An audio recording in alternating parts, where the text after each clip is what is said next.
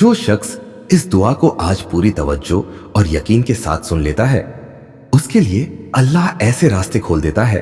جو کسی انسان کے سوچ میں بھی نہیں ہوتے۔ یہ کوئی عام آواز نہیں، یہ اللہ کے کلام کی وہ تاثیر ہے جو دلوں کو نرم کرتی ہے، قسمتوں کو بدلتی ہے اور گھروں سے بے برکتی کا سایہ دور کرتی ہے۔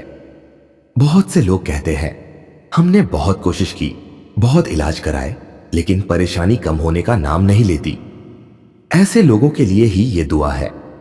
اس دعا کو سننے کے اثرات: گھر میں روز جھگڑے ہوں تو سکون آ جاتا ہے،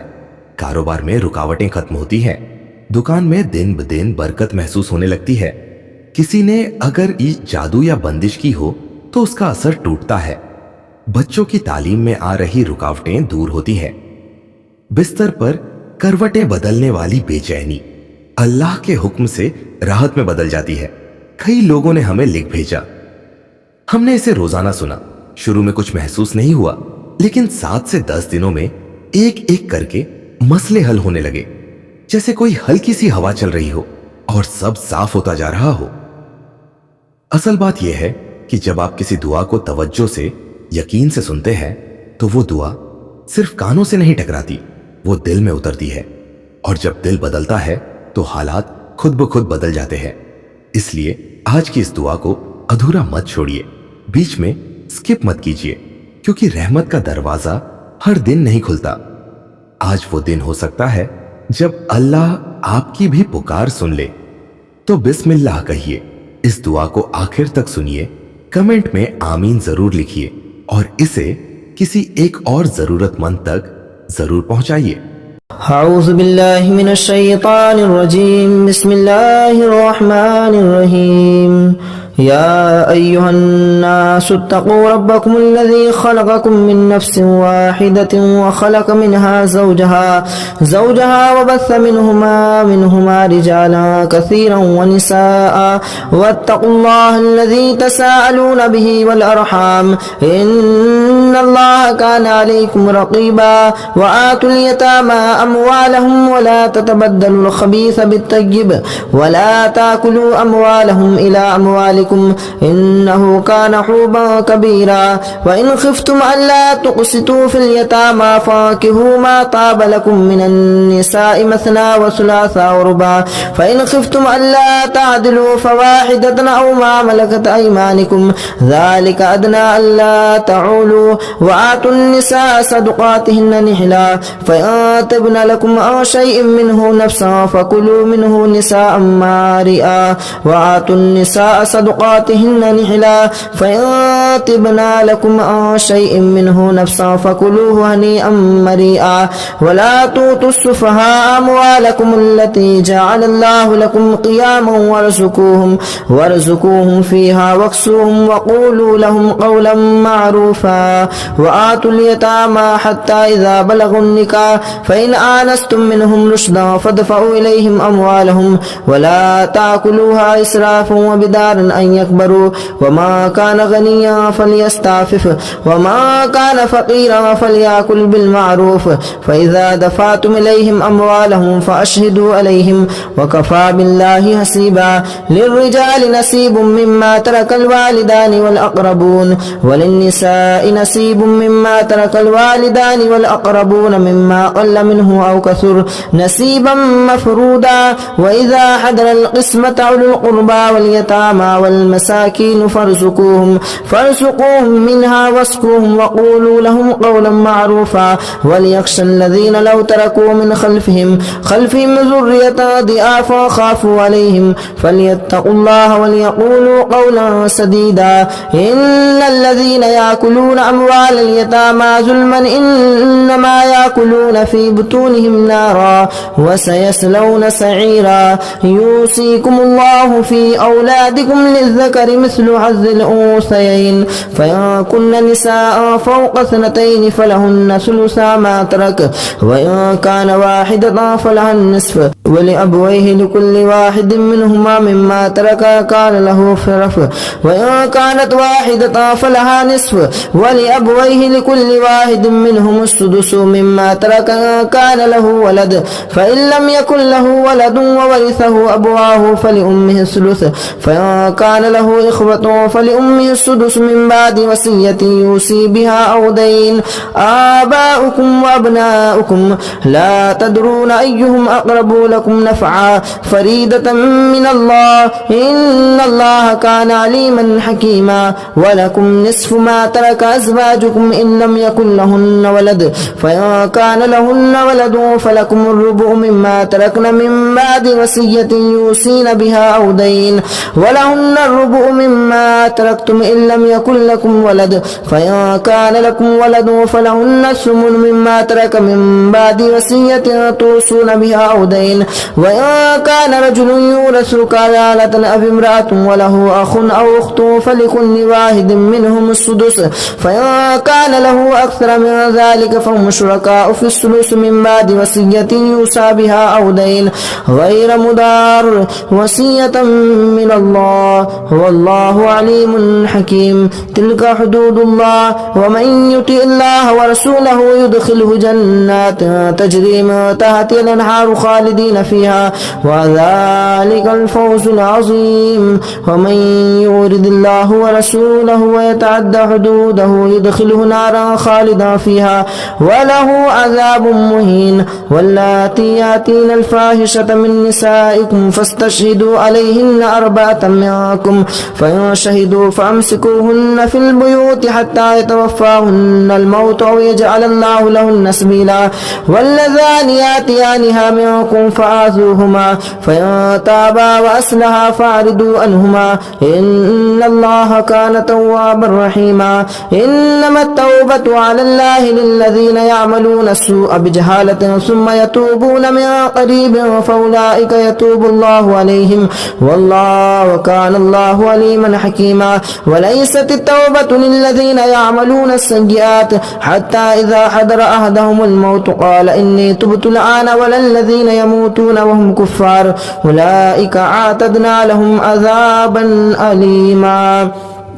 يا أيها الذين آمنوا لا يحل لكم أن ترثوا النساء كرها ولا تعدلوهن لتذهبوا ببعض ما آتيتموهن إلا أن يأتين بفاحشة مبينة وآشروهن بالمعروف فإن كرهتموهن فعسى أن تكرهوا شيئا ويجعل الله فيه خيرا كثيرا وإن أردتم أن تستبدلوا وإن أردتم استبدال زوج مكان زوج وآتيتم إحداهن قنطارا فلا تأخذوا منه شيئا أتأخذونه بهتانا وإثما مبينا وكيف تأخذونه وقد أفضى بعضكم إلى بعض وأخذنا منكم ميثاقا غليظا ولا تنكحوا ما نكح آباؤكم من النساء إلا ما قد سلف إنه كان فاحشة ومقتا وساء سبيلا حرمت عليكم أمهاتكم وبناتكم وأخواتكم وأماتكم وخالاتكم وبنات الأخ وبنات الأخت وأمهاتكم اللاتي أرضعنكم وأخواتكم من الرضاعة وأمهات نسائكم وربائبكم اللاتي في حجوركم من نسائكم اللاتي دخلتم بهن فإن لم تكونوا دخلتم بهن فلا جناح عليكم وحلائل أبنائكم الذين من أسلابكم وأن تجمعوا بين الأختين إلا ما قد سلف إن الله كان غفورا رحيما والمحسنات من النساء إلا ما ملكت أيمانكم كتاب الله عليكم وأحل لكم ما وراء ذلكم تبتغوا بأموالكم محسنين غير مسافهين والمحسنات من النساء إلا ما ملكت أيمانكم كتاب الله عليكم وأحل لكم ما وراء ذلكم تبتغوا بأموالكم محسنين غير مسافهين المكرهين فما استطعتم به منهن فآتوهن أجورهن فريدا ولا جناح عليكم فيما تراضيتم به من بعد الفريضة إن الله كان عليما حكيما ومن لم يستطع منكم طولا أن ينكح المحصنات المؤمنات فمما ملكت أيمانكم من فتياتكم المؤمنات والله أعلم بإيمانكم بعضكم من بعض فانكحوهن بإذن أهلهن وآتوهن أجورهن بالمعروف محسنات غير مسافحات وغير متخذي أخدان فإذا أحسن فإن أتينا بفاحشتهن فعليهن نصف ما على المحسنات من العذاب ذلك لمن خشي الآنة منكم وأن تصبروا خير لكم والله غفور رحيم يريد الله ليبين لكم ويهديكم سنن الذين من قبلكم ويتوب عليكم والله عليم حكيم والله يريد أن يتوب عليكم ويريد الذين يتبعون الشهوات أن تميلوا ميلا عظيما يريد الله أن يخفف عنكم وخلق الإنسان ضعيفا يا أيها الذين آمنوا لا تأكلوا أموالكم بينكم بالباطل إلا أن تكون تجارة أن تراض منكم ولا تقتلوا أنفسكم إن الله كان بكم رحيما ومن يفعل ذلك عدوانا وظلما فسوف نصليه نارا وكان ذلك على الله يسيرا أن تجتنبوا كبائر ما تنهون عنه نكفر عنكم سيئاتكم وندخلكم مدخلا كريما ولا تتمنوا ما فضل الله به بعضكم على بعض للرجال نصيب مما اكتسبوا وللنساء نصيب مما اكتسبن واسألوا الله من فضله إن الله كان بكل شيء عليما ولكل جعلنا موالي مما ترك الوالدان والأقربون والذين عقدت أيمانكم فآتوهم نصيبهم إن الله كان على كل شيء شهيدا الرجال قوامون على النساء بما فضل الله بعضهم على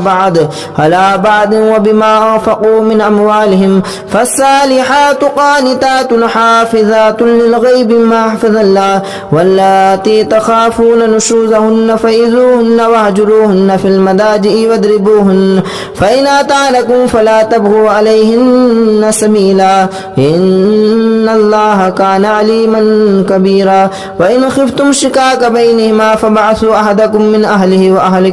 وإن خفتم شقاق بينهما فبعثوا أحدكم من أهله وحكم من أهلها إن يريدا إصلاحا يوفق الله بينهما إن الله خبير بما تعملون واعبدوا الله ولا تشركوا به شيئا وبالوالدين إحسانا وبذي القربى واليتامى والمساكين والجار ذي القربى والجار ذي الجنب والصاحب بالجنب وابن السبيل وما ملكت أيمانكم إن الله لا يحب ما كان مختالا فخورا الذين يبتغون ويعمرون الناس بالبخل ويكتمون الذين يبخلون ويعمرون الناس بالبخل ويكتمون ما آتاهم الله من فضله وأعتدنا للكافرين عذابا مهينا والذين ينفقون أموالهم رياء الناس ولا يؤمنون بالله ولا باليوم الآخر ومن يكن الشيطان له قريبا فساء قريبا وماذا عليهم لو آمنوا بالله واليوم الآخر وأنفقوا مما رزقهم الله وكان الله بهم عليما إن الله لا يظلم مثقال ذرة وإن تك حسنة يضاعفها ويؤتي من لدنه أجرا عظيما فكيف إذا جئنا من كل أمة شهيد وجئنا بك شهيدا على هؤلاء على هؤلاء شهيدا يومئذ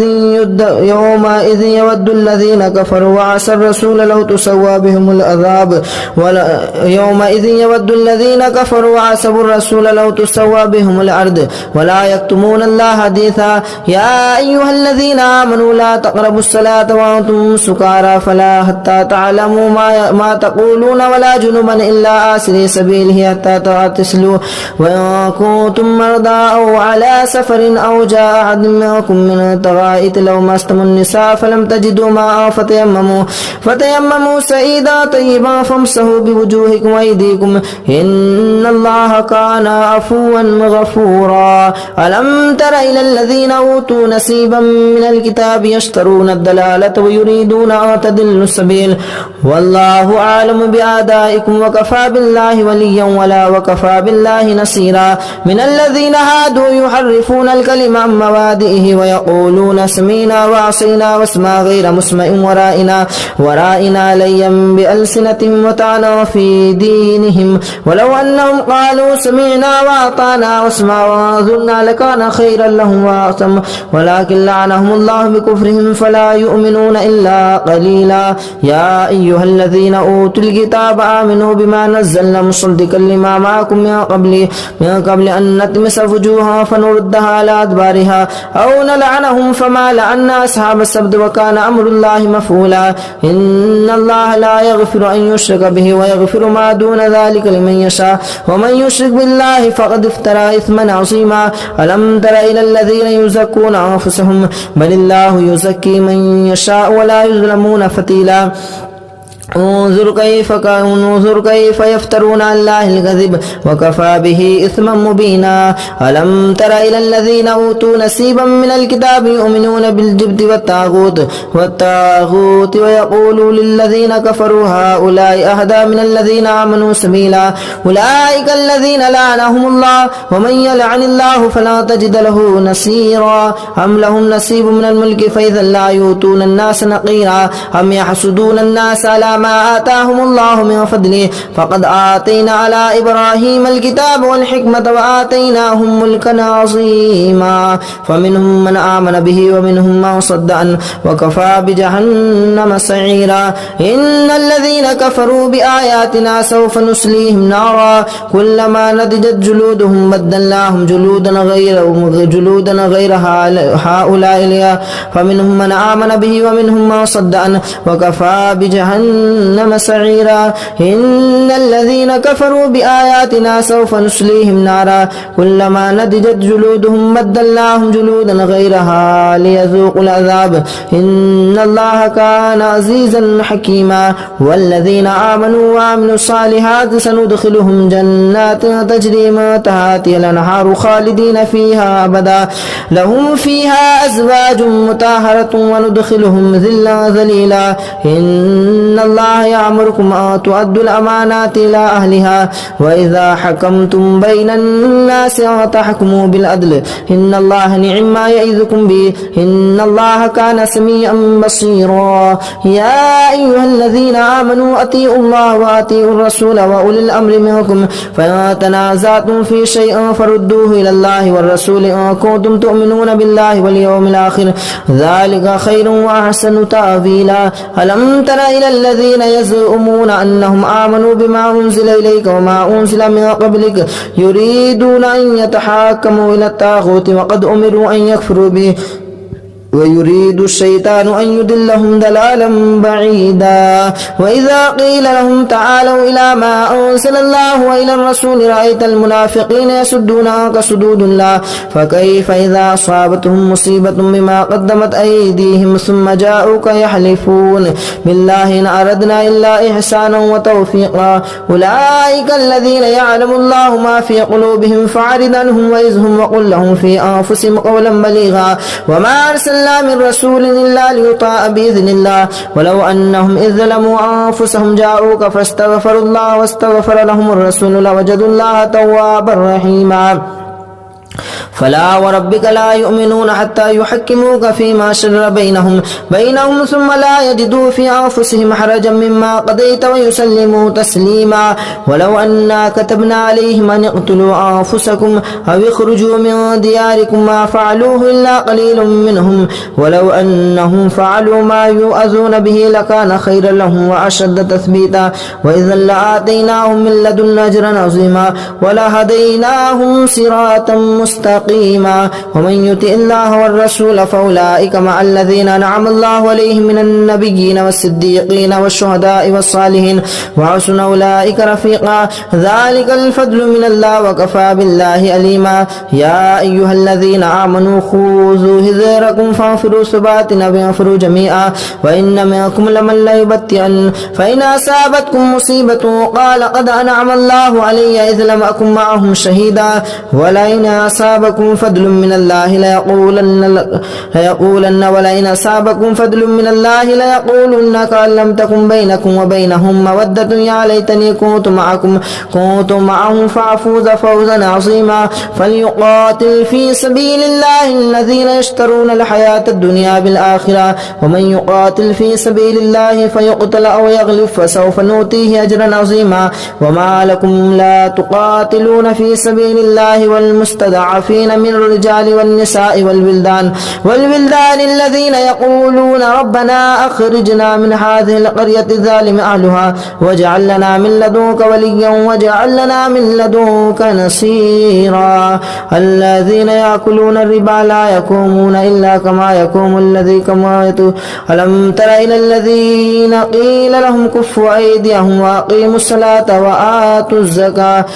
ألم تر إلى الذين قيل لهم كفوا أيديكم وأقيموا الصلاة وآتوا الزكاة فلما كتب عليهم القتال إذا فريق منهم يخشون الناس كخشية الله أو أشد خشية وقالوا ربنا لما كتبت علينا القتال لولا أخرتنا إلى أجل قريب قل متاع الدنيا قليل والآخرة خير لمن اتقى ولا تظلمون فتيلا أينما تكونوا يدرككم الموت ولو كنتم في بروج مشيدة وإن تصبهم حسنة يقول هذه من عند الله أينما تكونوا يدرككم الموت ولو كنتم في بروج مشيدة وإن تصبهم حسنة يقولوا هذه من عند الله وإن تصبهم سيئة يقولوا هذه من عند الله كل من عند الله فما لهؤلاء القوم لا يكادون يفقهون حديثا ما أصابك من حسنة فمن الله وما أصابك من سيئة فمن نفسك وأرسلناك للناس رسولا وكفى بالله شهيدا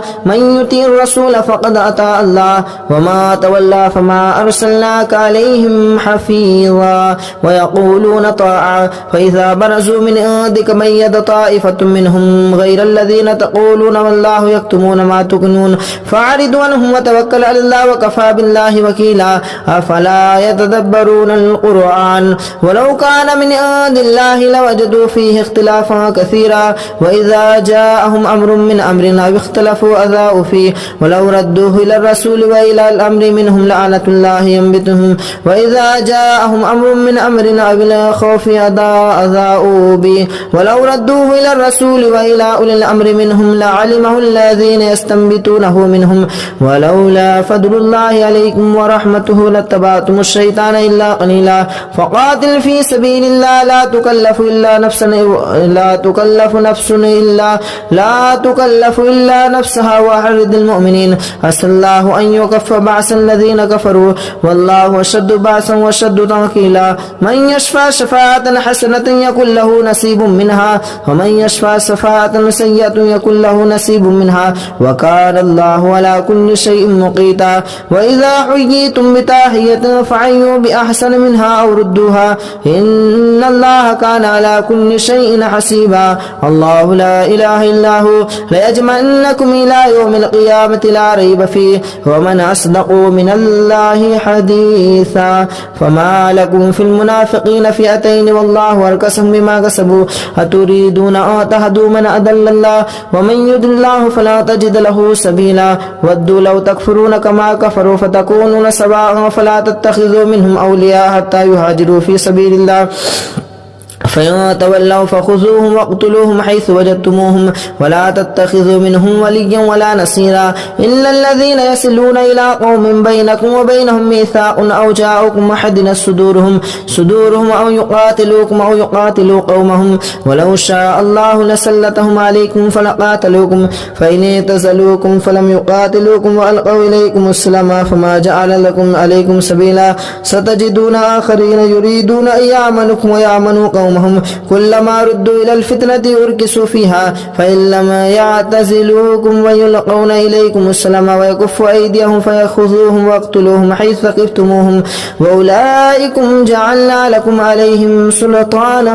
مبينا وما كان لمؤمن أن يقتل مؤمنا إلا خطأ وما قتل مؤمنا خطأ فتحرير رقبة مؤمنة ودية مسلمة إلى أهله إلا أن يصدقوا فإن كان من قوم عدو لكم وهو مؤمن فتحرير رقبة مؤمنة وإن كان من قوم بينكم وبينهم ميثاق فدية مسلمة إلى أهله وتحرير رقبة مؤمنة ومن لم يجد شهرين متتابعين توبة من الله والله عليما حكيما ومن يقتل مؤمنا متعمدا فجزاؤه جهنم خالدا فيها وغضب الله عليه ولعنه وأعد له عذابا عظيما يا أيها الذين آمنوا إذا ضربتم في سبيل الله فتبينوا ولا تقولوا لمن ألقى إليكم السلام لست مؤمنا تبتغون عرض الحياة الدنيا فعند الله مغانم كثيرة كذلك كنتم من قبل فمن الله عليكم فتبينوا إن الله كان بما تعملون خبيرا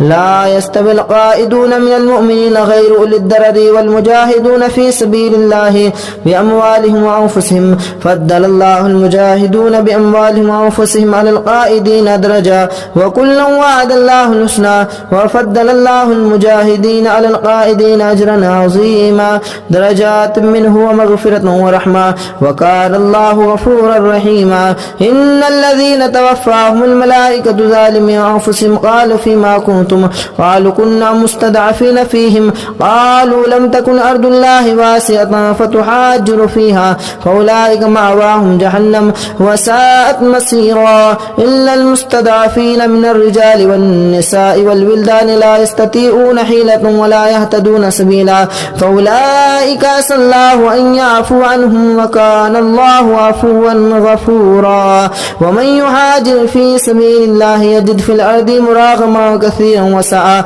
ومن يخرج من بيته مهاجرا لله ورسوله ثم يدركه الموت فقد وقع أجره إلى الله وكان الله غفورا رحيما وإذا ضربتم في الأرض فليس عليكم جناح أن تقتلوا من صدقات وإذا ضربتم في الأرض فليس عليكم جناح أن تقصدوا من أصواتكم إن خفتم أن يفتنكم الذين كفروا إن الكافرين كانوا لكم عدوا مبينا وإذا كنت فيهم فأقمت لهم الصلاة فلتقم طائفة منهم معك وليأخذوا أسلحتهم فإذا سجدوا فليأكلوا من ورائكم ولتأتي طائفة أخرى لم يصلوا فليصلوا عليكم وليأخذوا حذركم وأسلحتكم ود الذين كفروا لو تغفلون عن أسلحتكم وأمتعتكم فيميلون عليكم ميلة واحدة ولا جناح عليكم إن كان بكم أو متم ولا جناح عليكم إن كان بكم أذى من مطر أو كنتم مرضى أن تضعوا أسلحتكم وخذوا حذركم إن الله أعد للكافرين عذابا مهينا فإذا قضيتم الصلاة فاذكروا الله قياما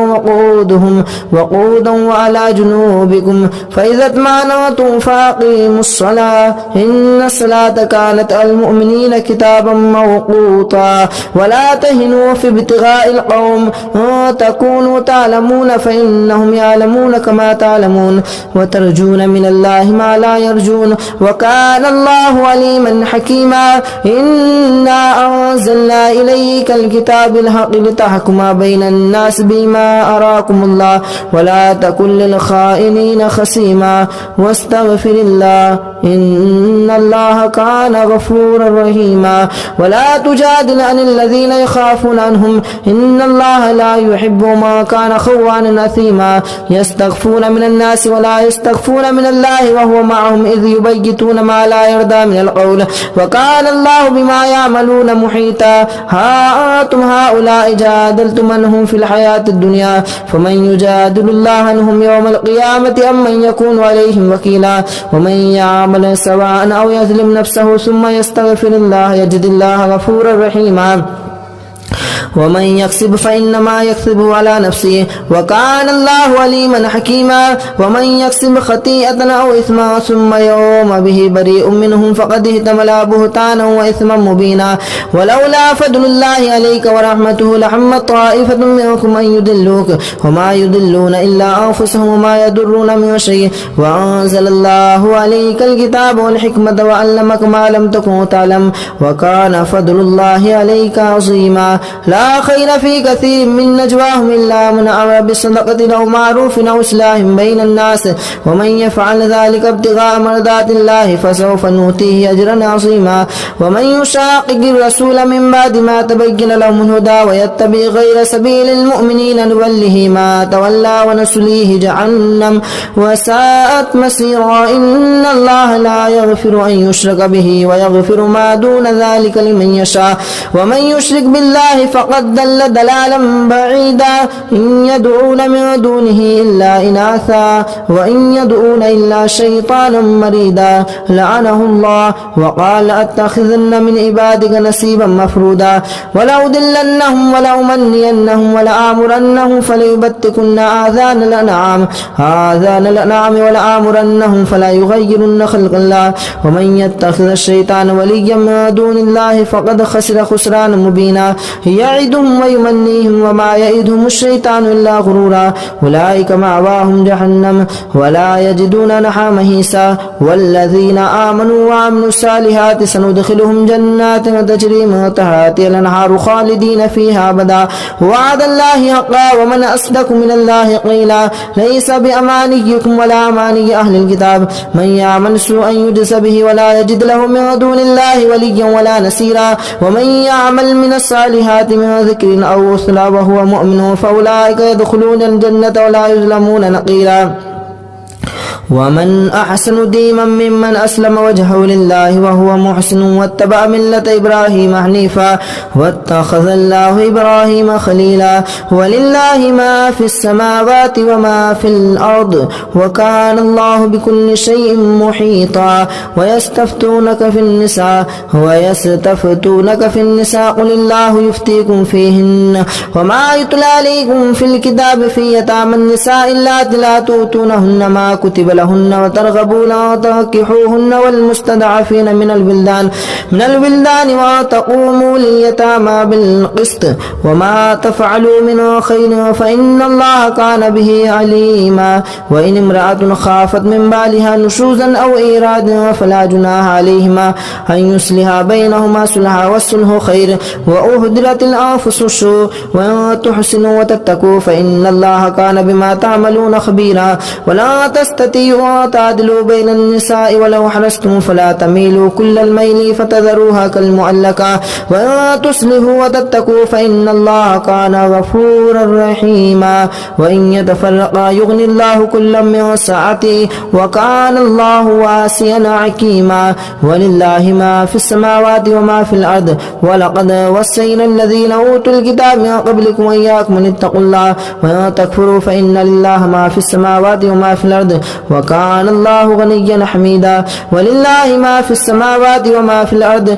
وكان الله وكفى بالله وكيلا إن يشاء يذهبكم أيها الناس ويأتي بآخرين وكان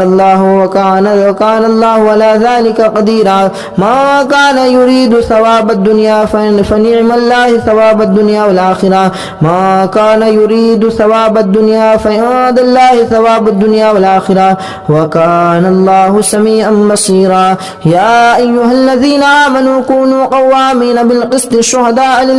لله ولو على أنفسكم أو الوالدين والأقربين إن يكن غنيا أو فقيرا فالله أولى بهما فلا تتبعوا الهوى وتعدلوا وأن تلفوا أو تردوا فإن الله كان بما تعملون خبيرا يا أيها الذين آمنوا بالله ورسوله والكتاب الذي نزل على رسوله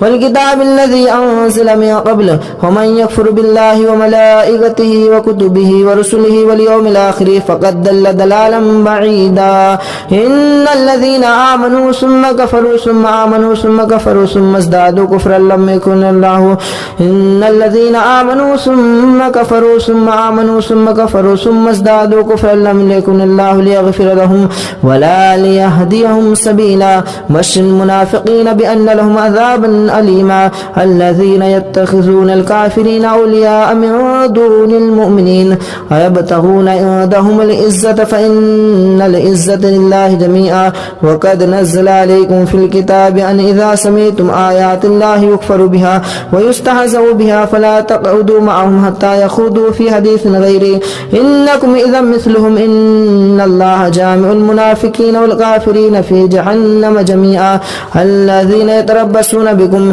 فإن كان لكم فتح من الله قالوا ألم نكن معكم وإن كان الكافر نصيب قالوا ألم نستحوذ عليكم ولمنعكم من المؤمنين فالله يحكم بينكم يوم القيامة ولن يجعل الله للكافرين على المؤمنين سبيلا. إن المنافقين يخادعون الله وهو خادعهم وإذا قاموا إلى الصلاة قاموا كسالى يراءون الناس ولا يذكرون الله إلا قليلا مذبذبين بين ذلك لا إله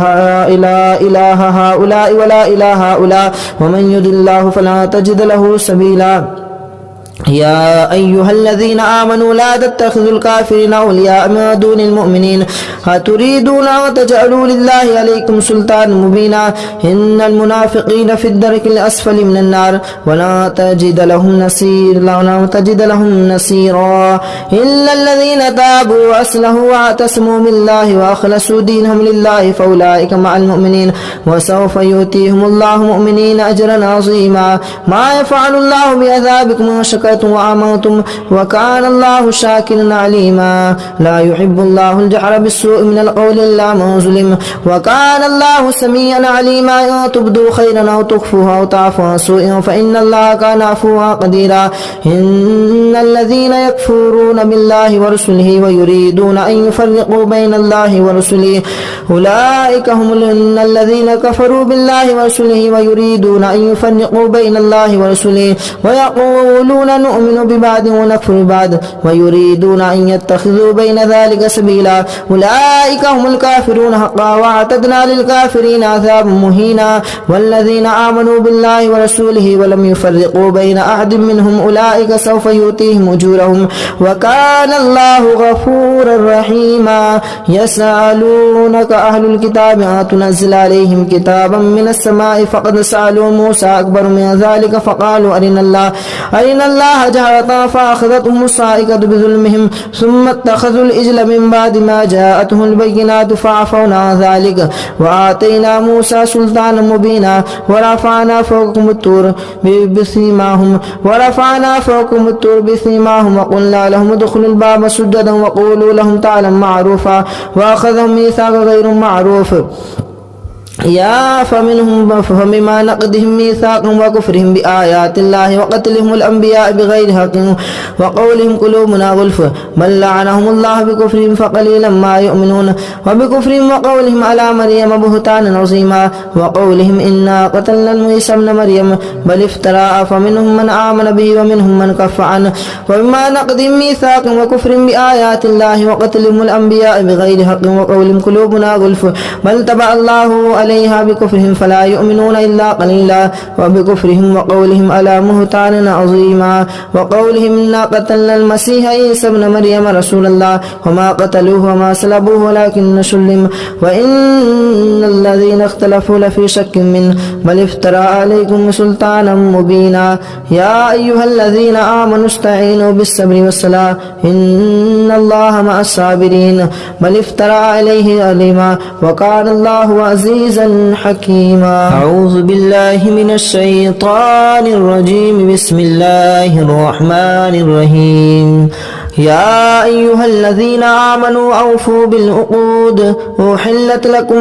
بهيمة الأنعام إلا ما يتلى عليكم غير محل الصيد وأنتم حرم إن الله يحكم ما يريد يا أيها الذين آمنوا لا تحلموا شعائر الله ولا الشهر الحرام ولا الهدي ولا القلائد ولا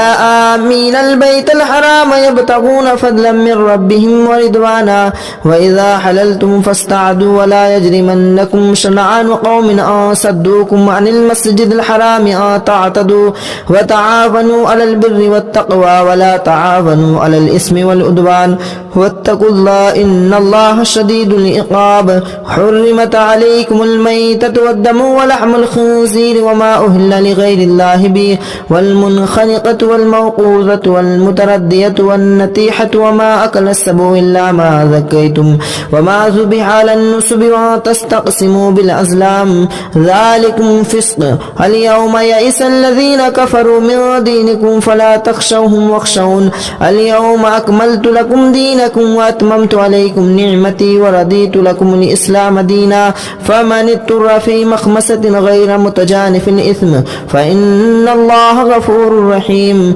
يسألونك ماذا أحل لهم قل أحل لكم الطيبات وما علمتم من الجوارح مكلبين تعلمونهن مما علمكم الله فكلوا مما أمسكنا عليكم واذكروا اسم الله عليك واتقوا الله إن الله شديد العقاب اليوم أحل لكم الطيبات وطعام الذين أوتوا الكتاب حل لكم وطعامكم حل لهم والمحسنات من المؤمنات والمحسنات من الذين أوتوا الكتاب من قبلكم إذا آتيتموهن أجورهن محسنين غير مسافهين ولا مستخيرين آخرا ومن يكفر بالإيمان فقد حبط عمله وهو في الآخرة هم الخاسرون يا أيها الذين آمنوا إذا قمتم إلى الصلاة فاغسلوا وجوهكم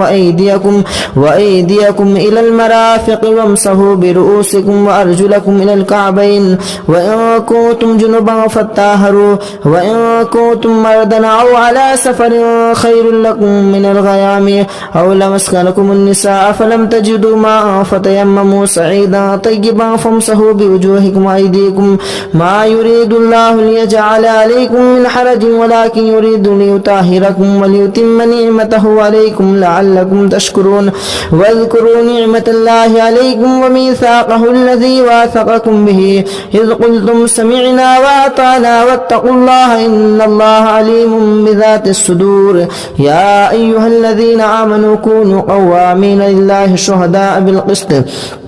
ولا يجرمنكم شنآن قوم أن صدوكم عن المسجد الحرام أن تعتدوا وتعاونوا على البر والتقوى يا أيها الذين آمنوا كونوا قوامين لله شهداء بالقسط ولا يجرمنكم شنآن قوم أن صدوكم عن المسجد الحرام أن تعتدوا وتعاونوا على البر والتقوى ولا تعاونوا على الإثم والعدوان واتقوا الله إن الله شديد العقاب يا أيها الذين آمنوا كونوا قوامين لله شهداء بالقسط ولا يجرمنكم شنآن قوم على ألا تعدلوا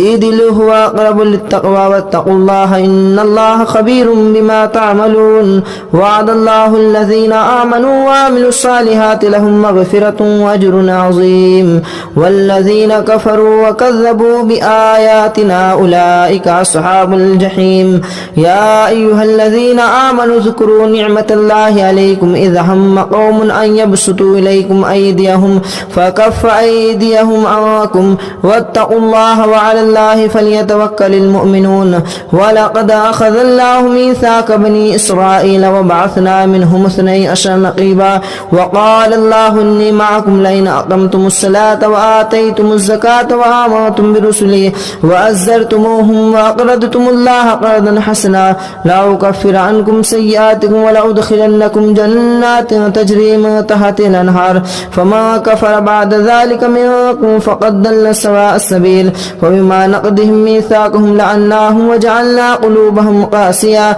يحرفون الكلم عن مواضعه ونسوا حظا مما ذكروا به ولا يجرمنكم أن تطهروا ولا تزالوا تطلعوا على خاناتكم منكم إلا قليلا منهم فاعفوا عنهم واستغفروا لهم إن الله يحب المحسنين. ومن الذين قالوا إنا نصارى أخذنا ميثاقهم فنسوا حظا مما ذكروا به فأغرينا بينهم العداوة والبغضاء إلى يوم القيامة وسوف ينبئهم الله بما كانوا يصنعون. يا أهل الكتاب قد جاءكم رسولنا يبين لكم كثيرا مما كنتم تخفون من الكتاب ويعفو عن كثير قد جاءكم من الله نور وكتاب مبين يهدي به الله من اتبعه هدى رضوانه سبلا ويخرجنكم من الظلمات إلى النور بإذن ربهم ويهديهم إلى صراط مستقيم. لقد كفر الذين قالوا إن الله هو المسيح ابن مريم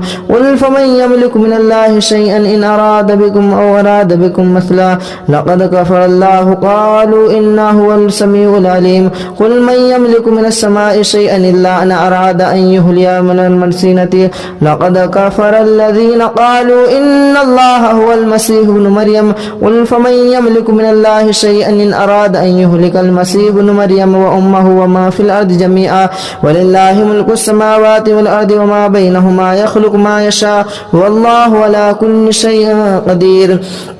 وقالت اليهود والنصارى نحن أبناء الله وأحباؤه قل فلم يعذبكم بذنوبكم بل أنتم بشر ممن خلق يغفر لمن يشاء ويعذب من يشاء ولله ملك السماوات والأرض وما بينهما وإليه المصير. يا أهل الكتاب قد جاءكم رسولنا يبين لكم كثيرا من الرسل أن تقولوا ما جاءنا من البشير والنذير فقد جاءكم بشير ونذير والله على كل شيء قدير. وإذ قال موسى لقومه يا قوم اذكروا نعمة الله عليكم إذ جعل فيكم أنبياء وجعلكم ملوكا وآتاكم ما لم يؤت أحدا من العالمين يا قوم ادخلوا الجنة المقدسة يا قوم ادخلوا الأرض المقدسة التي كتب الله لكم ولا ترتدوا على أدباركم فتنقلبوا خاسرين. قالوا يا موسى إنا فيها قوم جبارين وإنا لن ندخلها حتى يخرجنا منها فإن يخرجنا منها فإنا داخلون. قال رجلان من الذين يخافون نعم الله عليهم ادخلوا عليهم الباب فإذا دخلتموه فإنكم غالبون وعلى الله فليتوكلوا إن كنتم مؤمنين. قالوا يا موسى إنا لن ندخلها أبدا ما داموا فيها فادخلوا أنت وداخلون. قالوا يا موسى إنا لن ندخلها أبدا ما داموا فيها فاذهب أنت وربك فقاتلا إنا هنا قائدون. قال رب إني لا أملك إلا نفسي وأخي فافرق بيننا وبين القوم الفاسقين. قال فإنها محرمة عليهم 40 سنة يتيهون في الأرض فلا تأس على القوم الفاسقين. واتل عليهم نبأ ابني آدم بالحق إذ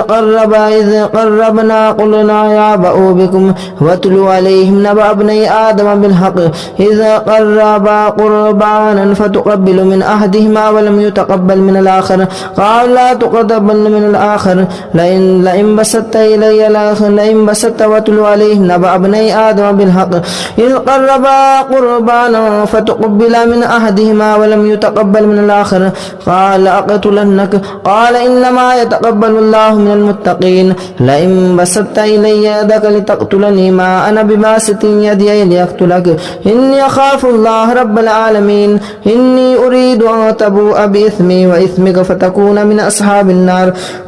وذلك جزاء الظالمين. فتوأت له نفسه قتل أخيه فقتله فأصبح من الخاسرين. فبعث الله غربانا يبعث في الأرض ليريه كيف يواري سوءة أخيه قال يا ويلتى أعجزت أن أكون مثل هذا الغراب فأواري سوءة أخيه فأصبح من النادمين. من أجل ذلك كتبنا على رسله إلى إبراهيم كتبنا على بني إسرائيل أنه من قتل نفسا بغير نفس أو فساد في الأرض فكأنما قتل الناس جميعا ومن أحياها فكأنما أحيا الناس جميعا ولقد جاءتهم رسلنا بالبينات ثم إن كثيرا منهم بعد ذلك لمفسدون إنما جزاء الذين يحاربون الله ورسوله ويسعون في الأرض فسادا أن يقتلوا أو يسلبوا أو تقطع أيديهم وأرجلهم من خلاف أو ينفوا من الأرض ذلك لهم خزي في الدنيا وهم في الآخرة عذاب عظيم إلا الذين تابوا من بعد ذلك تقدروا عليهم فاعلموا أن الله غفور رحيم يا أيها الذين آمنوا اتقوا الله وابتغوا إليه الوسيلة وجاهدوا في سبيله لعلكم تفلحون إن الذين كفروا لو أن لهم ما في الأرض جميعا ومثله معه لافتدوا به من عذاب يوم القيامة ما تقبل منهم ولهم عذاب يريدون أن يخرجوا من النار وما هم بخارجين من النار ولهم عذاب مقيم والسارق والسارقة فاقطعوا أيديهما جزاء بما كسب نكالا من الله والله عزيز حكيم فما تاب من بعد ظلمه وأصلح فإن الله يتوب عليهم إن الله غفور رحيم ألم تعلم أن الله له ملك السماوات والأرض يعذب من يشاء ويغفر لمن يشاء ويعذب من يشاء ويعذب من يشاء ولم تعلم أن الله له ملك السماوات والأرض يعذب من يشاء ويغفر لمن يشاء والله على كل شيء قدير يا أيها الرسول لا يحزنك الذين يصارعون في الكفر من الذين قالوا آمنا بأفواههم ولم تؤمن قلوبهم ومن الذين هادوا سماعون للكذب سماعون لقوم آخرين لم يأتوك يحرفون الكلم من بعد مواضعه يقولون إن أوتيتم هذا فخذوه وإن لم تؤتوه فاحذروا ومن يرد الله فتنته فلا تملك له من الله شيئا أولئك لم يرد الله أن يطهر قلوبهم لهم في الدنيا خزي ولهم في الآخرة عذاب عظيم سماعون للكذب أكالون للسهت فإن جاءوك فاحكم بينهم أو أعرض عنهم وإن تعرض عنهم فلن يضروا الله شيئا وإن حكمت فاحكم بينهم إن الله يحكم من المتقين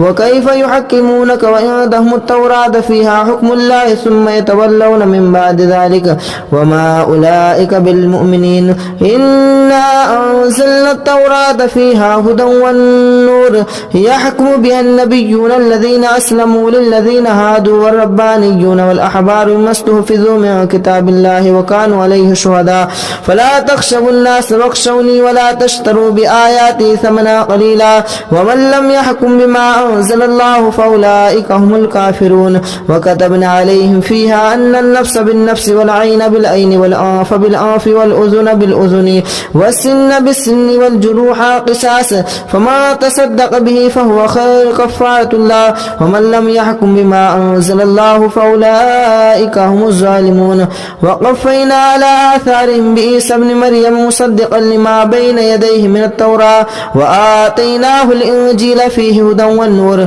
ومصدقا لما بين يديه من التوراة وهدى وموعظة للمتقين وليحكم أهل الإنجيل بما أنزل الله فيه ومن لم يحكم بما أنزل الله فأولئك هم الفاسقون وأنزلنا إليك الكتاب بالحق مصدقا لما بين يديه من الكتاب ومهيمنا عليه فاحكم بينهم بما أنزل الله ولا تتبعوا أهواءهم أما جاءك من الحق لكل جعلنا منكم إشرة ومنهاجا ولو شاء الله لجعلكم أمة واحدة ولكن يبلوكم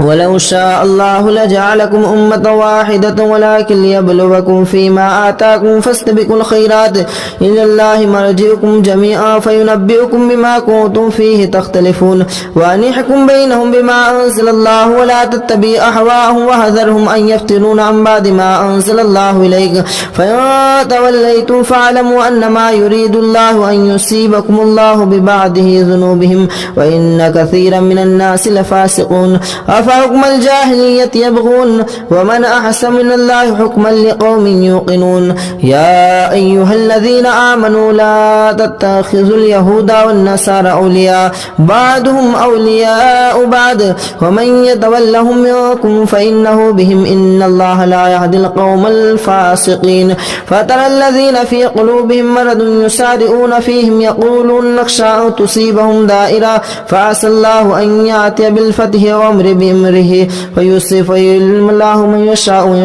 فترى الذين في قلوبهم مرض يسارعون فيهم يقولون نخشى أن تصيبنا دائرة فعسى الله أن يأتي بالفتح أو أمر من عنده فيصبحوا على ما أسروا في أنفسهم نادمين ويقول الذين آمنوا هؤلاء الذين أقسموا بالله جهد أيمانهم إنهم لمعكم حبطت أعمالهم فأصبحوا خاسرين يا أيها الذين آمنوا من يرتد منكم عن دينه فسوف يأتي الله بقوم يحبونه ويحبونه أذلة على المؤمنين عزة على الكافرين يجاهدون في سبيل الله ولا يخافون لوما يؤخر ذلك فضل الله يؤتيه من يشاء والله واسع عليم إنما وليكم الله ورسوله والذين آمنوا الذين يقيمون الصلاة ويؤتون الزكاة وهم يسارعون ومن يتوكل الله ورسوله والله والذين آمنوا فإن الله حزب لهم الغالبون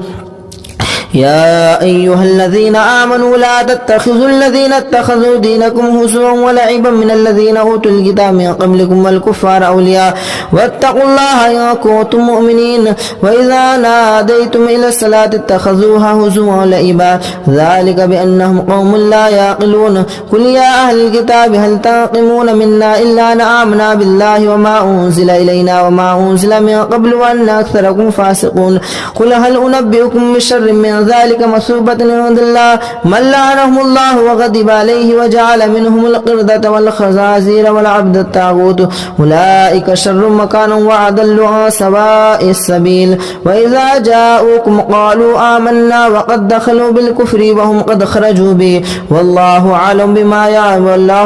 بما كانوا يكتمون وترى كثيرا منهم يسارعون في الإثم والعدوان وأكلهم السحت لبئس ما كانوا يعملون لولا ينهاهم الربانيون والأحبار عن قولهم الإثم وأكلهم السحت لبئس ما كانوا يصنعون وقالت اليهود يد الله مغلولة غلت أيديهم ولعنوا بما قالوا بل يداه مبسوطتان ينفق كيف يشاء وليزيدن كثيرا منهم ما أنزل إليك من ربك طغيانا وكفرا وألقينا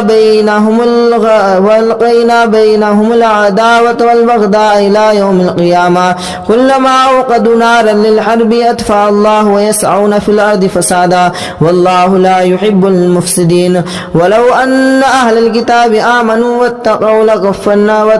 لكفرنا عنهم سيئاتهم ولأدخلنهم جنات تجري من تحتها الأنهار ولو أنهم أقاموا الصلاة والإنجيل وما أنزل الله إليك من ربهم لأكلوا من فوقهم ومن تحت أرجلهم منهم أمة مقتصدة وكثير منهم ساء ما كانوا يعملون يا أيها الرسول بلغنا ما أنزل إليك من ربك وإن لم تفعل فما بلغت رسالته والله يعصمك من الناس إن الله لا يهدي القوم الكافرين قل يا أهل الكتاب لتنكمون قل يا أهل الكتاب لستم على شيء حتى تقاتلوا التوراة والإنجيل وما أنزل إليكم من ربكم ويزيد الذين كثيرا منهم ما أنزل إليك من ربك طغيانا وكفرا فلا تأس على القوم الكافرين إن الذين آمنوا والذين هادوا والسابئون والنصارى من آمن بالله واليوم الآخر وعمل صالحا فلهم أجرهم عند ربهم ولا خوف عليهم ولا إن الذين آمنوا والذين هادوا والسابئون والنصارى من آمن بالله واليوم الآخر وعمل صالحا فلا خوف خوف عليهم ولا هم يحزنون لقد أخذنا ميثاق بني إسرائيل وأرسلنا إليهم رسلا كلما جاءهم رسول بما لا تهوى أنفسهم فريقا كذبوا وفريقا يقتلون وحسبوا أن لا تكون فتنة فجمعوا وسموا إلى الله تعالى عليهم ثم عموا وسموا كثيرا منهم والله بصير بما يعملون لقد كفر الذين قالوا إن الله هو المسيح ابن مريم وقال المسيح يا بني إسرائيل اعبدوا الله ربي وربكم إنه من يشرك بالله فقد حرم الله عليه الجنة ومأواه النار وما للظالمين من أنصار لقد كفر الذين قالوا إن الله ثالث ثلاثة وما من إله إلا إله واحدا وإن لم ينتهوا أما كانوا ليمسن الذين كفروا منهم عذاب أليم أفلا يتوبون إلى الله ويستغفرون والله غفور رحيم ما المسيح ابن مريم إلا رسول قد خلت من قبله الرسل وأمه صديقة كان يأكلان الطعام انظر كيف نبين لكم الآيات ثم انظر أنا يؤفكون قل أتعبدون من دون الله ما لا يملك لكم ضرا ولا نفعا والله هو السميع العليم قل يا أهل الكتاب لا تغلوا في دينكم غير الحق ولا تتبعوا أهواء قوم قد ضلوا من قبل وأضلوا كثيرا وأضلوا عن سواء السبيل لعن الذين كفروا من بني إسرائيل على لسان داود وعيسى بن مريم ذلك بما عصوا وكانوا يعتدون كانوا لا يتناهون عن منكر فعلوا لبئس ما كانوا يفعلون ترى كثيرا منهم يتولون الذين كفروا لبئس ما قدمت لهم أنفسهم أن سخط الله عليهم وفي العذاب هم خالدون ولو كانوا يؤمنون بالله والنبيين وما أنزل إليهم ما اتخذوهم أولياء ولكن كثيرا منهم فاسقون لتجدن أشد الناس على عداوة الذين آمنوا الهدى والذين أشركوا ولتجدن أقربهم مودة للذين آمنوا الذين قالوا إنا نصارى ذلك بأنهم منهم قسيسين ورهبانا وأنهم لا يستكبرون يا أيها الذين آمنوا لا يستكبرون وإذا سمعوا ما أنزل إلى الرسول ترى أعينهم تفيض من الدم مما عرفوا من الحق يقولون ربنا آمنا فاكتبنا مع الشاهدين وما لنا لا نؤمن بالله وما جاءنا من الحق ونطمع أن يدخلنا ربنا مع القوم الصالحين فأثابهم الله بما قالوا جنات تجري من تحتها الأنهار خالدين فيها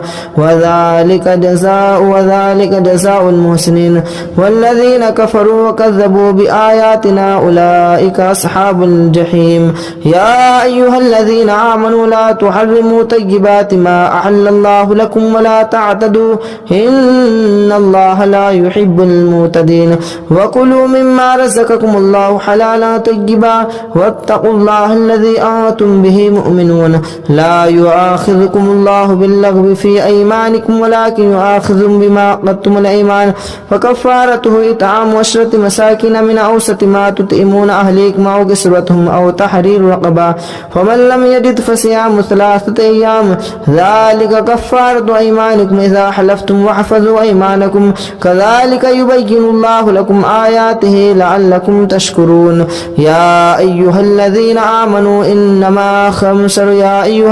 آمنوا إنما الخمر والميسر والأنصاب والأزلام رجس من عمل الشيطان فاجتنبوه لعلكم تفلحون إنما يريد الشيطان أن يوقع بينكم العداوة والبغضاء في الخمر والميسر ويصدكم عن ذكر الله وعن الصلاة فهل أنتم منتهون وأطيعوا الله وأطيعوا الرسول واحذروا فإن توليتم فاعلموا أنما على رسولنا البلاغ المبين ليس عليكم جناح أن تبتغوا فضلا من ربكم ليس على الذين آمنوا وعملوا الصالحات جناح فيما طعموا إذا ما اتقوا وآمنوا وعملوا الصالحات ثم اتقوا وآمنوا ثم اتقوا وأحسنوا والله يحب المحسنين يا أيها الذين آمنوا ليبلونكم الله بشيء من الصيد تناله أيديكم ورماحكم ليعلم الله من يخافه بالغيب فمن اعتدى بعد ذلك فله عذاب أليم يا أيها الذين آمنوا لا تقتلوا الصيد وأنتم حرم وما قتله منكم متعمدا فجزاء فجزاء مثل ما قتل من النعيم يحكم به ذوى عدل منكم هديا بالغ الكعبة وكفارة طعام مساكين وعدل ذلك صياما ليذوق وبال أمره عفى الله عما سلف ومن عاد فينتقم الله منه والله عزيز ذو انتقام أحل لكم صيد البحر وطعامه متاعا لكم وللسير وحرم عليكم أهل لكم ليلة الصيام الرفث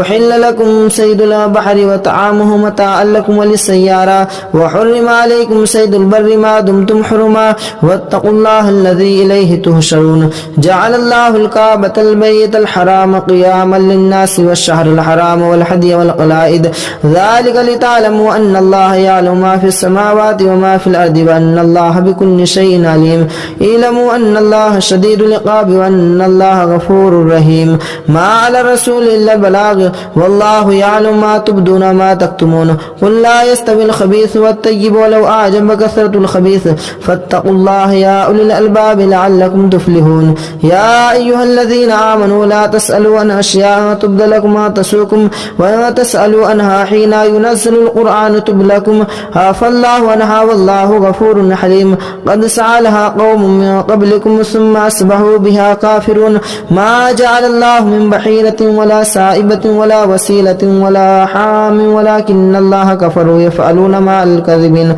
وأكثرهم لا يعقلون وإذا قيل لهم تعالوا إلى ما أنزل الله وإلى الرسول قالوا حسبنا ما وجدنا عليه آباءنا أولو كان آباؤهم لا يعقلون شيئا ولا يهتدون يا أيها الذين آمنوا عليكم أنفسكم لا يضركم ما ضل إذا اهتديتم إلى الله مرجعكم ينبئكم بما كنتم تعملون يا أيها الذين آمنوا شهادة بينكم إذا حضر أحدكم الموت حين الوصية اثنان ذوى عدل منكم أو آخران من غيركم إن أنتم ضربتم في الأرض فأصابتكم مصيبة الموت تحبسونهما من بعد الصلاة فيقسمان بالله إن ارتبتم لا نشتري به ثمنا ولو كان ذا قربى ولا نكتم شهادة الله إنا إذا لمن الآثمين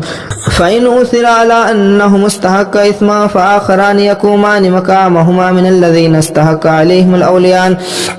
ولا يعني فيقسمان بالله لشهادتنا حق من شهادتهما وما اعتدينا إنا إذا لمن الظالمين ذلك أدنى أن يأتوا بالشهادة على وجهها إن يخافوا ترد إيمانا بعد إيمانهم واتقوا الله واعلموا أن الله لا يهدي القوم الفاسقين يوم يجمعكم الرسول فيقول ماذا أجبتم قالوا لا علم لنا إنك أنت العليم الحكيم إذ قال الله يا عيسى ابن مريم اذكر نعمتي عليك وعلى والدتك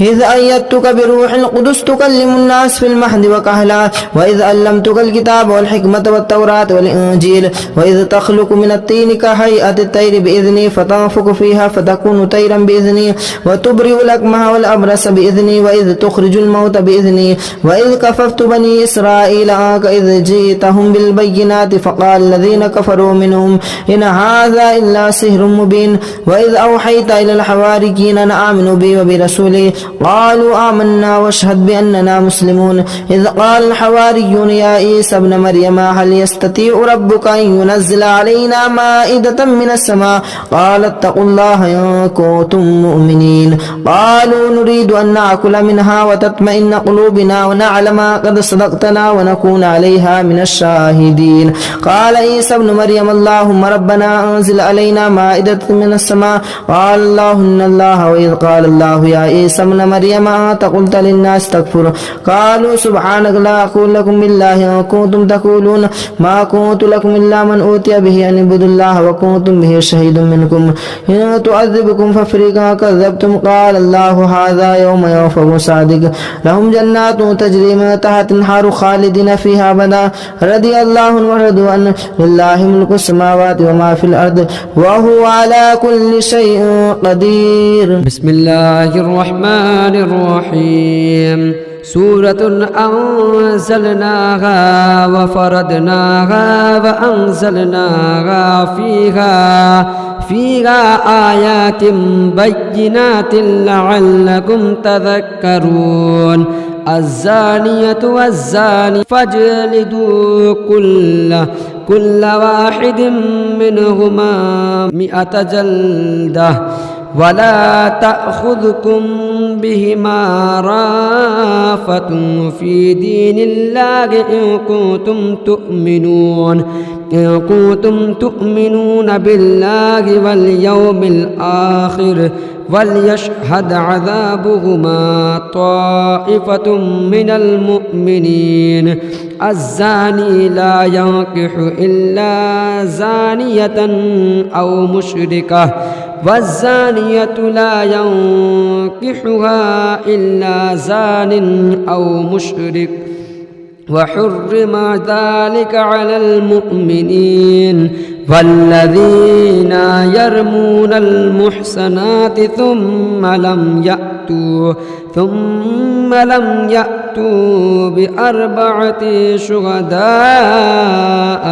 شهداء فاجلدوهم 80 جلدة ولا تقبلوا لهم شهادة أبدا وأولئك هم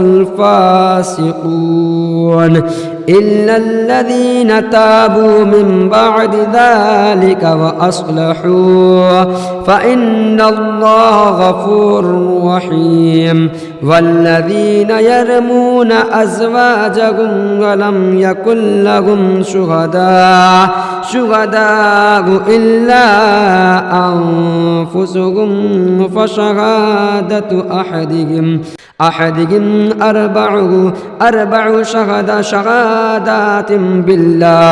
بالله إنه لمن الصادقين والخامسة أن لعنة الله عليه إن كان من الكاذبين ويدرأ عنها العذاب أن تشهد 4 شهادات بالله إنه لمن الكاذبين والخامسة أن غضب الله عليها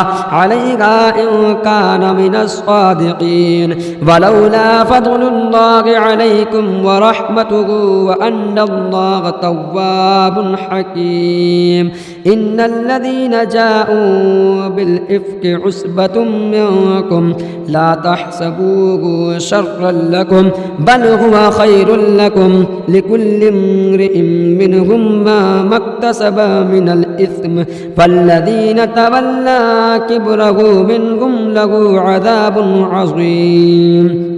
لولا إذ سمعتموه ظن المؤمنين والمؤمنات بأنفسهم خيرا وقالوا هذا إفك مبين لولا جاءوا عليه ب4 شهداء فإذا يأتوا بالشهداء فأولئك عند الله هم الكاذبون ولولا فضل الله عليكم ورحمته في الدنيا والآخرة لمسكم فيما أفدتم فيه عذاب عظيم إذ تلقونه بألسنتكم وتقولون بأفواهكم ما ليس لكم به علم وتحسبونه هينا وهو عند الله عظيم ولولا إذ سمعتموه قلتم ما يكون لنا أن نتكلم بهذا سبحانك هذا بهتان عظيم يعظكم الله أن تعودوا لمثله أبدا إن كنتم مؤمنين ويبين الله لكم الآيات والله عليم حكيم إن الذين يحبون أن تشيع الفاحشة في الذين آمنوا لهم عذاب أليم في الدنيا والآخرة والله يعلم وأنتم لا تعلمون ولولا فضل الله عليكم ورحمته وأن الله رؤوف رحيم يا أيها الذين آمنوا لا تتبعوا خطوات الشيطان ومن يتبع خطوات الشيطان فإنه يأمر بالفحشاء والمنكر ولولا فضل الله عليكم ورحمته ما زكى منكم من أحد أبدا ولكن الله يزكي من يشاء والله سميع عليم ولا يأتل أولو الفضل منكم والسعة أن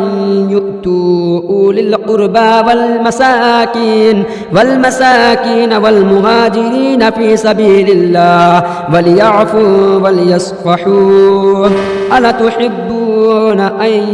يغفر الله لكم والله غفور رحيم إن الذين يرمون المحصنات الغافلات المؤمنات لعنوا في الدنيا والآخرة ولهم عذاب عظيم يوم تشهد عليهم ألسنتهم وأيديهم وأرجلهم بما كانوا يعملون يومئذ يوفيهم الله دينهم الحق ويعلمون أن الله هو الحق المبين الخبيثات للخبيثين والخابثون للخبيثات والطيبات للطيبين والطيبون للطيبات أولئك مبرؤون مما يقولون لهم مغفرة ورزق كريم يا أيها الذين آمنوا لا تدخلوا بيوتا غير بيوتكم حتى تستأتنوا وتسلموا على أهلها ذلكم خير لكم لعلكم تذكرون فإن لم تجدوا فيها أحدا فلا تدخلوها حتى يؤذن لكم وإن قيل لكم ارجعوا فارجعوا هو أزكى لكم والله بما تعملون عليم ليس عليكم جناح أو تدخلوا بيوتا غير مسكونة فيها متاع لكم والله يعلم ما تبدون وما تكتمون قل للمؤمنين يغضوا من أبصارهم ويحفظوا فروجهم ذلك أزكى لكم إن الله خبير بما يصنعون وقل للمؤمنات يغضن من أبصارهن ويحفظن فروجهن ولا يبدين زينتهن إلا ما ظهر منها وليضربن بخمرهن على جيوبهن ولا يبدين زينتهن إلا لبعولتهن أو آباء بعولتهن أو أبنائهن أو أبناء بعولتهن أو إخوانهن أو بني إخوانهن أو بني أخواتهن أو نسائهن أو ما ملكت أيمانهن أو التابعين غير أولي الإربة من الرجال أو الطفل الذين لم يظهروا على عورات النساء ولا يضربن بأرجلهن ليعلم ما يخفين من زينتهن وتوبوا إلى الله جميعا أيها المؤمنون لعلكم تفلحون وأنكحوا الأيام منكم والصالحين من عبادتكم وإمائكم وإن يكونوا فقراء يغنيهم الله من فضله والله واسع عليم وليستعفف الذين لا يجدون نكاحا حتى يغنيهم الله من فضله والذين يبتغون الكتاب مما ملكت أيمانكم فكاتبوهم إن علمتم فيهم خيرا وآتوكم مما لله الذي آتاكم ولا تكرهوا فتياتكم على البغاء إن أردنا تحسنا لتبتغوا عرض الحياة الدنيا ومن يكرهن فإن الله من بعد إكراههن غفور رحيم. ولقد أنزلنا إليكم آيات مبينات ومثلا من الذين خلوا من قبلكم وموعظة للمتقين. الله نور السماوات والأرض مثل نوره كمشكاة فيها مصباح. المصباح في زجاجة الزجاجة كأنها كوكب دري يوقد من شجرة مباركة زيتونة لا شرقية ولا غربية يكاد زيتها يضيء ولو لم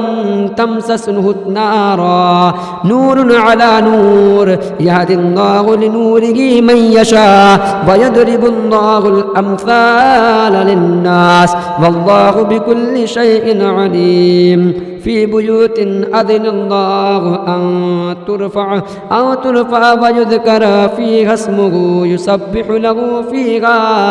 فيها بالغدو والآصال. رجال لا تلهيهم تجارة ولا بيع عن ذكر الله وإقام الصلاة وإيتاء الزكاة يخافون يوما تتقلب فيه القلوب والأبصار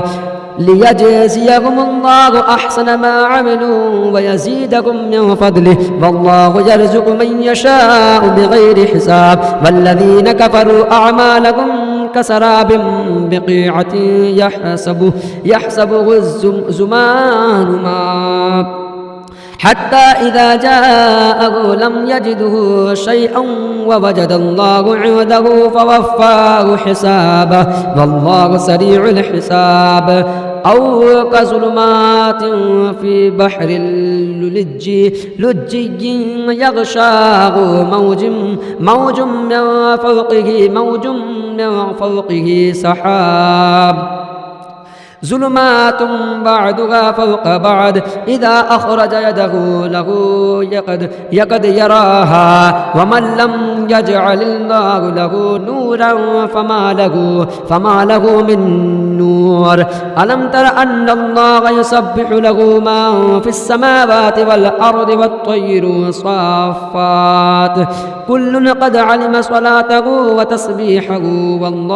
والله عليم بما يفعلون. ولله ملك السماوات والأرض وإلى الله المصير. ألم تر أن الله يجزي سحابا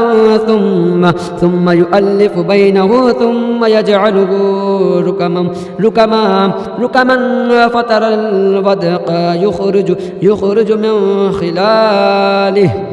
وينزل من السماء من جبال فيها من برد فيصيب به من يشاء ويصرفه عن من يشاء يكاد سنا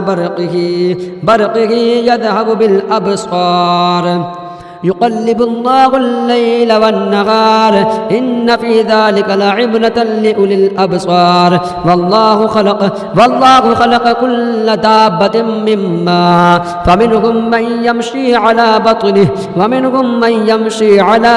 رجلين ومنهم من يمشي على أربع يخلق الله ما يشاء إن الله على كل شيء قدير. لقد أنزلنا آيات مبينات والله يهدي من يشاء إلى صراط مستقيم. ويقولون آمنا بالله بالرسول وأطعنا ثم يتولى فريق منهم من بعد ذلك وما أولئك بالمؤمنين.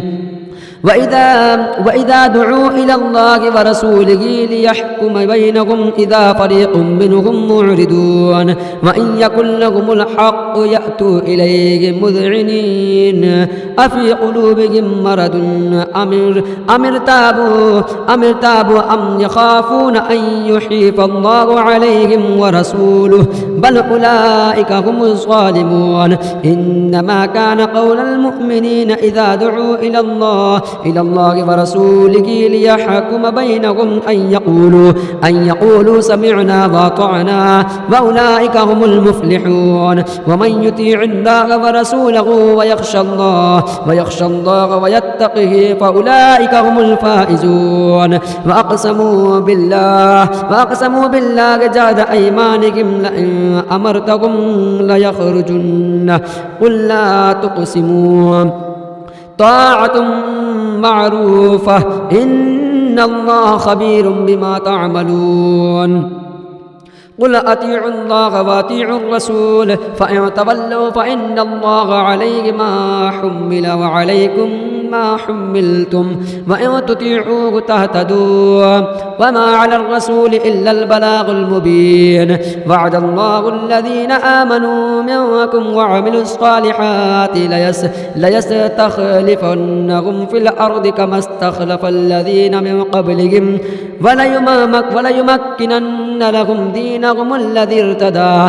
ارتدى لهم وليبدلنهم من بعد خوفهم أمنا يعبدونني لا يشركون بي شيئا ومن كفر بعد ذلك فأولئك هم الفاسقون وأقيموا الصلاة وآتوا الزكاة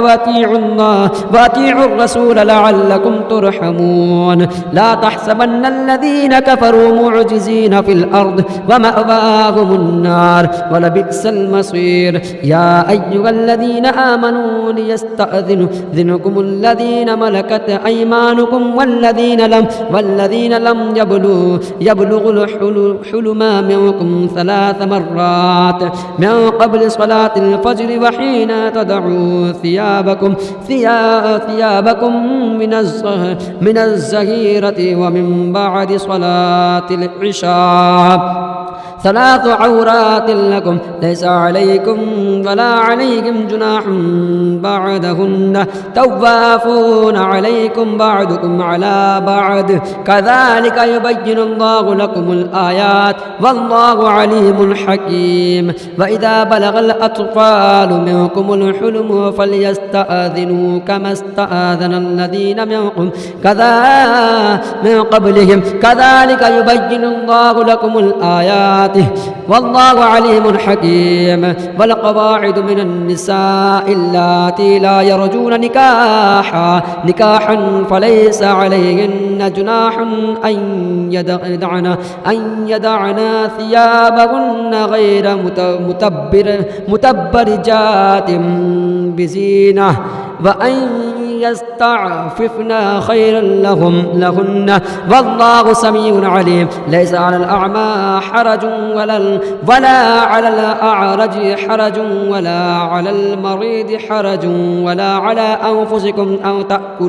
أو تأكلوا من بيوتكم أو بيوت آبائكم أو بيوت أمهاتكم أو بيوت إخوانكم أو بيوت أخواتكم أو بيوت أعمامكم أو بيوت عماتكم أو بيوت أخوالكم أو بيوت خالاتكم أو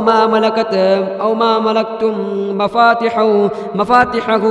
أو صديقكم ليس عليكم جناح أو تأكلوا جميعا أو أشتاتا فإذا دخلتم بيوتا فسلموا على أنفسكم تحية من عند الله مباركة طيبة كذلك يبين الله لكم الآيات لعلكم تعقلون إنما المؤمنون الذين آمنوا بالله ورسوله وإذا كانوا معه على أمر جامع لم يذهبوا حتى يستأذنوه إن الذين يستأذنونك أولئك الذين يؤمنون بالله ورسوله فإذا استأذنوك لبعض شأنهم فذل لمن شئت منهم واستغفر لهم الله إن الله غفور رحيم لا تجعلوا دعاء الرسول بينكم كدعاء بعضكم بعدا قد يعلم الله الذين يتسللون منكم لوذا فليحذر الذين يخالفون عن أمره أن تصيبهم فتنة أو يصيبهم عذاب أليم ألا إن لله ما في السماوات والأرض قد يعلم ما أنتم عليه ويوم يرجون إليه فينبئهم بما عملوا والله بكل شيء عليم